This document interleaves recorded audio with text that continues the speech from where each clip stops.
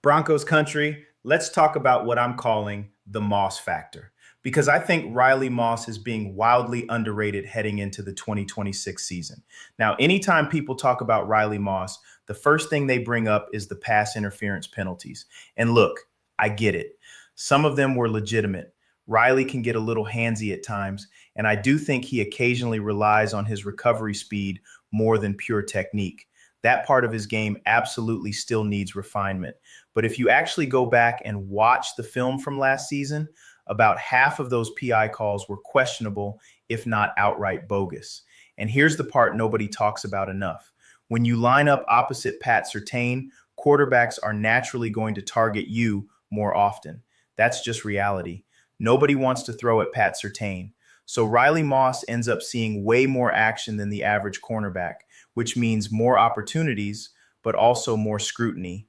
And honestly, I think that attention has overshadowed how good this kid actually is, because when you look at the tools, Riley Moss has everything you want. He's fast, he's smart, he understands route concepts, and he's not afraid to compete.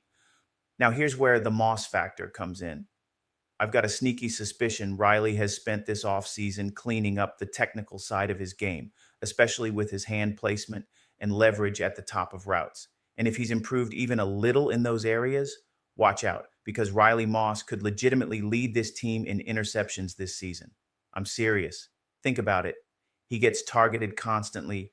He has the speed to recover. He has the football IQ to anticipate throws, and offenses are still going to avoid Pat Surtain's side of the field. That is the perfect formula for a breakout season. And don't forget one major detail. This is a contract year for Riley Moss. He knows Denver probably won't be able to pay everybody long term, which means this season is essentially an audition for a major payday somewhere else in the NFL.